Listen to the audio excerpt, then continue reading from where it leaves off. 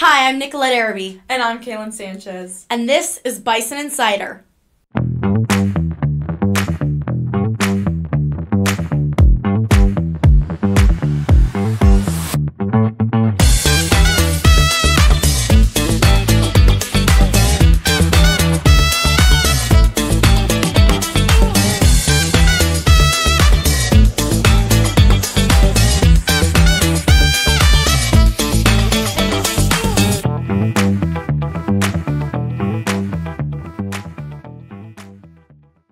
There's a lot going on this month, so let's get into it. Open mic night at the Coffee Nook is coming up on November 7th, starting at 6 p.m. Students from Miss Rodriguez's English class and Miss Menifee's speech team will be performing. Not part of either of those groups, but want to join? No problem. Everyone is welcome to take part, either joining in the readings or just sitting back and listening while enjoying a cup of coffee and a treat from the Coffee Nook. If you're interested in reading, sign up with Miss Rodriguez. The debate team is gearing up for Regional Congress competition in 2 weeks, and students have spent the last few weekends at practice meets to get ready. Interested in joining debate but think it's too late? Don't worry, it's not. CX Debate and LD Debate squads are looking for new members. Practices are Tuesdays and Thursdays after school. If you are interested, see team captain Nicolette Araby. Hispanic Heritage Month is over, but memories from the Spanish Club's dance program are not. Kaylin takes a look at the event and what it means to some of the performers. A much-anticipated fall event each year is the Hispanic Heritage Program.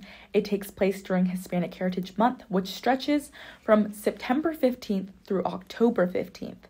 The students love different parts of the celebration, and for some, it's the dancing, for others, the outfits, but for senior Mildred Carrillo, it's the food. Oh, definitely the food. Oh my gosh, the food is super incredible. I mean, if you haven't tried it, I should definitely get some suggestions because it's really good. The dance program brings a taste of Hispanic heritage to the student body. This year, more than 50 Spanish Club students spent hours practicing their dances.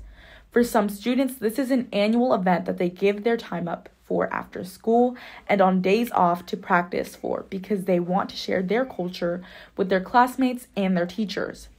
For Carrillo, it's a chance to show how rich the culture is. I feel like our culture, it varies in many ways, and I feel like dancing, especially with the Hispanic program that we had, it really shows everyone of how much is how much of a variation we have and how it's really special to us and how it came from different places. The different dances represent different aspects of the culture. Students performed 7 different dances, and the Bison Bells and the cheer squad performed as well. Students performed in multiple dances, like senior Alencia Jackson. I hope they learn a lot about the culture and the different ways that the culture can be expressed, especially with my dance. We did the skirt dance, and I just want people to learn that it's one of the most beautiful dances, and their culture is really beautiful, and it can be interpreted in many different ways. Students don't have to be a part of Hispanic Heritage to participate in the program. Teachers Maria Salazar and Yannette Davila are happy for all of their students to take part. No matter their background, the participants seem to like the experience. Senior Maddox Harden not only danced in the program, but he also sang a solo. My favorite part was doing the dancing in the quebradita, and then also the part where I sang the song. He admitted the cheers from the crowd were something he really enjoyed. It's pretty fun, It's pretty nice. It was a good experience. It was a nice moment to share with my entire school. The groups will show off their talents again with the community performance for Cinco de Mayo. Theatrical design students are starting to create their entries for the first round of contests, and the students are hoping for success at the state level again this year. Senior Emma Cocking placed 3rd at state in set design last year, and she has high hopes for a repeat this time around, while other members of the company are hoping to join her on the winner's podium. I hope that I hope I return to state this year. At the very least, I want to turn in something I'm proud of, and it'd be nice to medal. But that's not all that's going on in theater these days. Watch for more details about November's performances of Red Velvet Cake Wars, a hilarious story about 3 cousins trying to throw a family reunion while everything is falling apart around them. Things spin hilariously out of control as a twister heads toward the small town of Sweet Gum, Texas, and straight for the reunion. The funniest part of the play is when I come into that door after I just went out, and I come in and I go, hey, you mind if I use your hose and wash off my eyeball? Kind of rolled around and squirrel poop out in the yard. It's just so random, and I find it funny.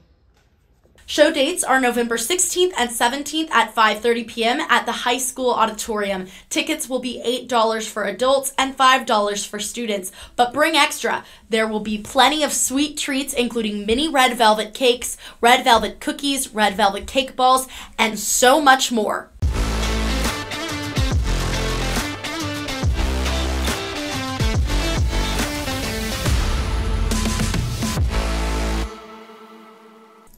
Hi, I'm Lindsay Jackson, and this is Bison Insider Sports. The Bison varsity wrapped up their district season tonight with a home game against Lexington. The seniors have one last game on their home field before heading to playoffs next week. Kickoff is at 7:30, but make sure you come early to see Friday Night Light seniors honored before the game, starting at 6:45. The Lady Bison started basketball season this week. Their first game will be announced once football playoffs are finalized. Fans will get a chance to catch the ladies at home on November 14th against the Tiger Heat. We hit the gym to see how practices were going.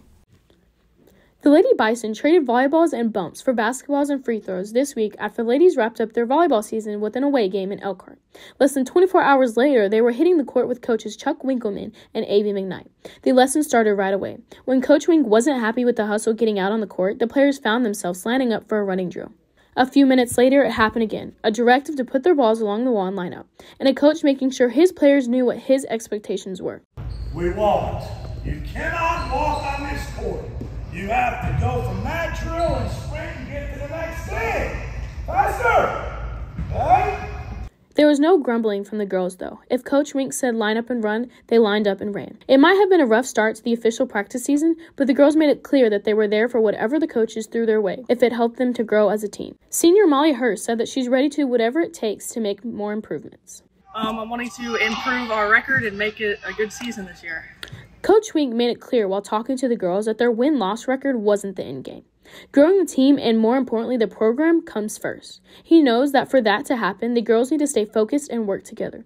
And the girls know that there are challenges that they face. Junior Kaylee Rodriguez knows that one of the most important things the players have to do is stay away from negativity. The biggest challenge this year is going to be our mentality. Attitudes and leadership were the focus of much of the chatter on the first practice, with lessons on what to do on the court and why. But the girls know that all of it is important to their success. Sophomore Victoria Brooks knows that keeping their goals in sight is going to be one of the most important things the team leaders do this season. Leadership is going to be really important so that the rest of the team stays together and so we can set our goals and stay on track with our goals. So what keeps these girls coming to practice despite the running drills and hard work? The love of the game and the love for their teammates. Freshman Juliana Porras said she's excited about playing high school basketball, even though she knows it's going to be different than previous leagues. A lot different. More work that you have to put in, and you have to put more effort in it. As the team wrapped up a morning practice, their coach praised the effort and improvement he was seeing already and reminded the girls that while their goals were important, knowing how much to make those goals happen was key. Wink finished morning practice with a reminder that grades were important and that they were all student athletes. Students before athlete for a reason. Take care of that classroom stuff, okay? On and off the court, the Lady Bison are ready to pour their efforts into making the season the best one yet and improving themselves, their team, and the program as a whole.